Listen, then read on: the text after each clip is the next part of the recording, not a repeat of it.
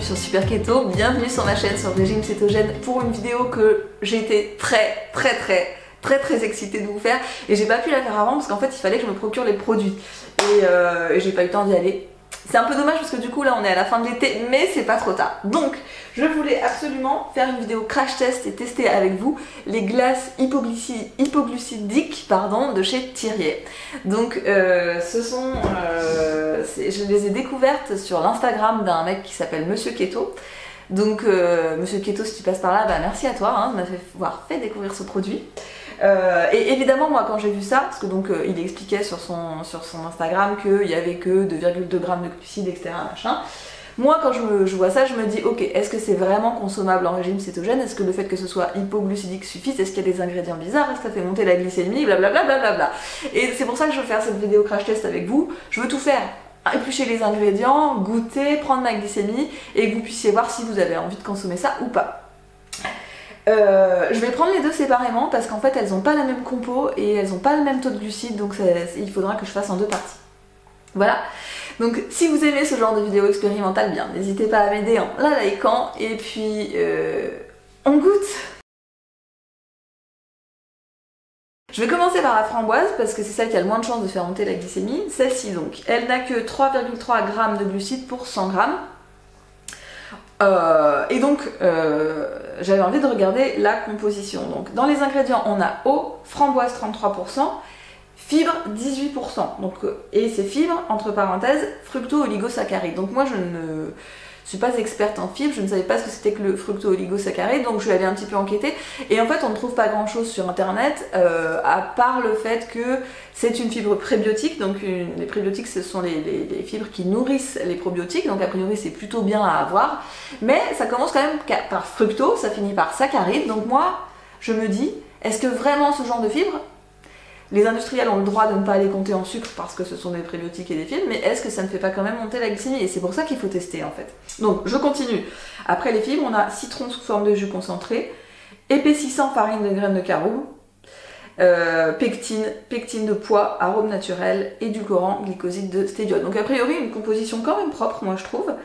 20 g de fibres, 3,3 g de glucides, 0,7 de protéines, et 0,1 en matière grasse. C'est vraiment ça qui me pose problème, je me dis comme il n'y a pas du tout de matière grasse, même s'il y a très peu de glucides, ça peut monter. Donc on va voir, c'est à ça que sert le test. Je prends ma glycémie tout de suite et on goûte. En fait, c'est hyper sucré, enfin...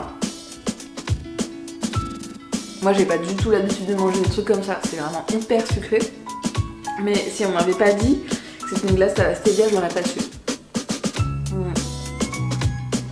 Ça n'a pas du tout l'amertume de la stevia, la texture est comme un sorbet normal.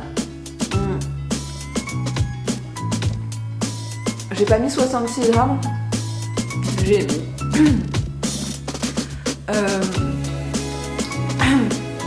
48, enfin 50 que voilà. En fait pour moi c'est pas une vraie nourriture, c'est un truc plus, c'est un truc plaisir, mais du coup comme je l'ai pas encore mangé, j'ai envie de manger mes œufs, en fait j'ai envie de manger de la vraie bouffe. Ouais. Honnêtement, c'est bluffant. Bon, alors, finalement, j'ai repris ma glycémie un petit peu plus tôt. J'ai repris ma glycémie 1 heure après. Elle était à 4,2 exactement. Et j'ai repris ma glycémie encore une demi-heure après. Elle était toujours à 4,2. Donc, a priori, c'est une bonne nouvelle qu'il n'y ait pas eu ni de haut ni de bas. Enfin, en fait, moi, si je l'ai pris plus tôt, c'est ce que je voulais vérifier. S'il n'y avait pas une variation, genre augmentation, diminution. Lié à un effet de ces fameuses fibres ou j'en sais rien. Donc en fait c'est plutôt une très bonne nouvelle. A priori dans cette... Donc moi j'ai mangé, pour rappel, j'ai mangé que 50 g. J'ai trouvé ça excellent. Par contre le défaut que j'ai trouvé majeur, c'est que j'ai trouvé ça très sucré. Et que en fait j'ai senti après j'avais envie d'en remanger en fait. Enfin même s'il n'y avait pas de sucre dedans, il y avait ce côté t'as envie de retourner dans le pot. Et je pense que si vous êtes quelqu'un qui a plutôt du mal à arrêter le sucre, il vaut mieux pas aller vers ce genre de produit pour l'instant parce que vraiment ça habitue au goût sucré et ça donne envie d'en remanger, etc. Voilà, mais sinon, de temps en temps, si vous avez envie de vous faire plaisir, c'est vraiment génial. On a l'impression de faire un cheat day, sauf que c'est pas un cheat day. Je vous propose de passer à la deuxième glace, moi je suis très impatiente de celle-là. Donc la deuxième, c'est une chocolat vanille. Donc déjà là, moi je suis un peu plus émoustillée.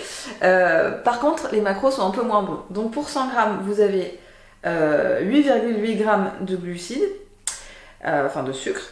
Vous avez toujours les fameux 20 grammes de fibres, donc la 19. Vous avez 3,5 de protéines et 3,7 de matière grasse. Et en ce qui concerne les ingrédients, donc le premier ingrédient, ça n'est plus eau, c'est lait écrémé réhydraté.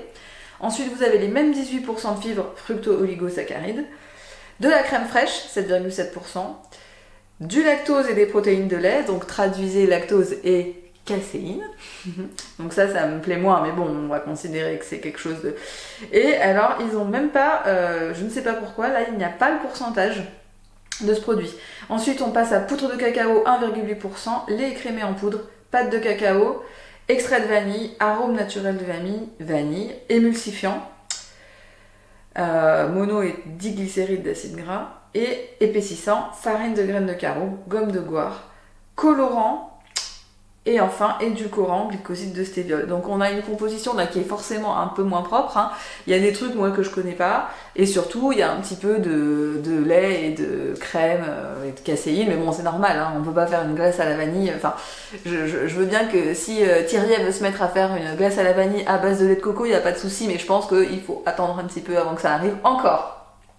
Donc cette fois-ci, si je ne veux pas dépasser les 5 grammes de glucides, il va falloir que je sois en dessous de 60 grammes. Eux, ils mettent 2 boules 57 grammes, ça fait pile poil 5 grammes de glucides. Donc moi, je vais mettre un peu en dessous, à 50 grammes, comme pour l'eau de glace. Et puis pareil, je vais manger, je vais vous dire ce que j'en pense, et je vous dirai ma glycémie après.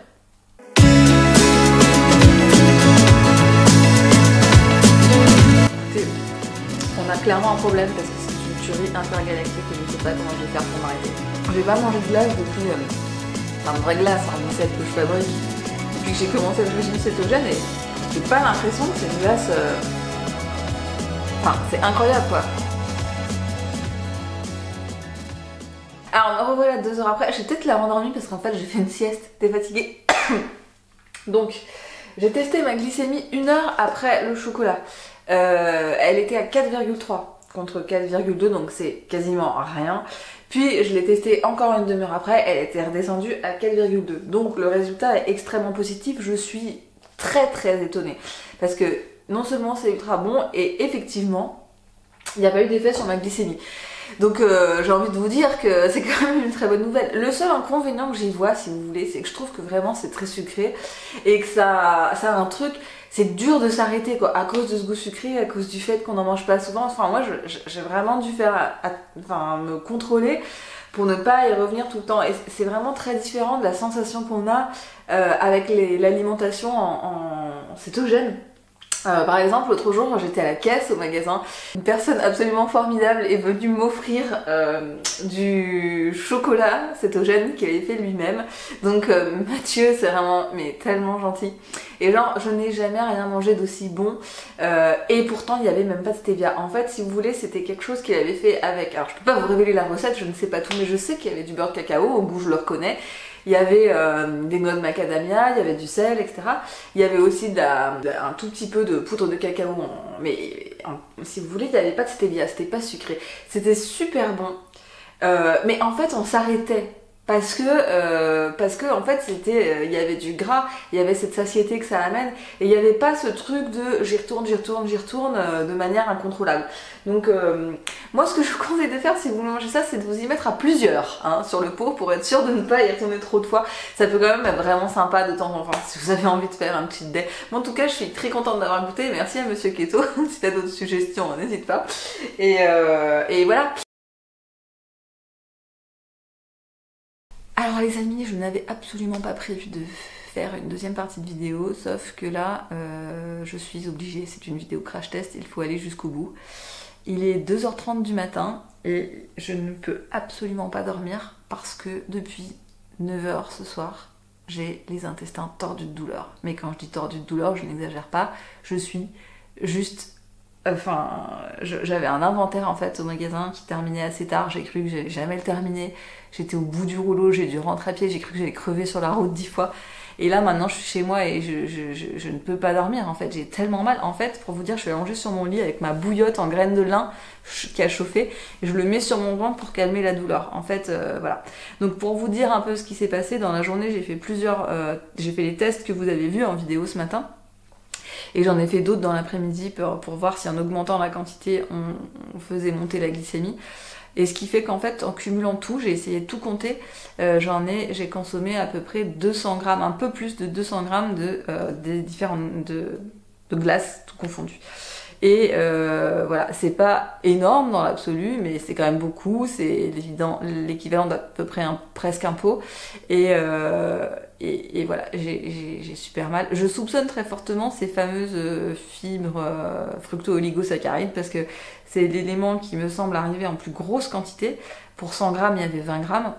C'est quelque chose que je connaissais pas. Je vous avais dit, hein, j'avais cherché, j'avais vu vite fait que c'était des fibres prébiotiques, mais qu'est-ce qu'elles font, d'où elles viennent, je sais pas en fait. Donc je vais clairement me mettre sur le dossier, parce qu'il n'est pas question qu'ils s'en sortent comme ça, mais si parmi vous il y a des gens qui savent ce que c'est, ce que ça fait, voilà, franchement je suis preneuse d'informations, ou si vous savez vers quelle piste il faut chercher.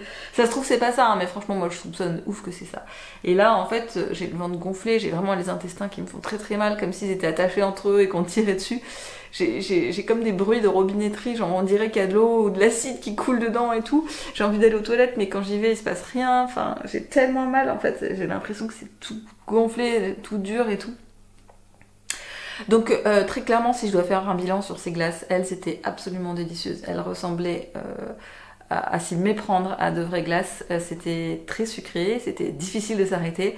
Ça ne faisait pas monter la glycémie. Néanmoins, voilà, je suis malade et je pense très clairement que c'est ça, parce que j'ai quasiment rien à manger d'autre de la journée. J'ai mangé des œufs vite fait. En fait, j'ai mangé des trucs anodins que je mange tous les jours en fait et qui posent pas problème. Et voilà. Donc c'est clair que ces glaces, aussi bonnes soient-elles, ne figureront pas dans mon prochain retour de course et ne figureront plus jamais dans course tout court. Après, si vous voulez les acheter et que vous allez en manger une quantité raisonnable, je pense qu'il n'y aura pas de souci. Mais par contre, tenez-vous-en à deux boules, en fait, faites pas comme moi des milliards de tests, parce que, à mon avis, ça peut très mal se passer si vous avez les intestins un peu sensibles. Voilà. J'espère que cette vidéo crash test vous a plu, hein, aussi chaotique soit-elle, je veux dire, mais c'est le jeu dans le fond. J'espère que ça vous a plu, et si c'est le cas, ben, n'hésitez pas à la liker pour que je n'ai pas souffert pour rien. Je vous dis à très bientôt dans la télé-réalité de la Cétose.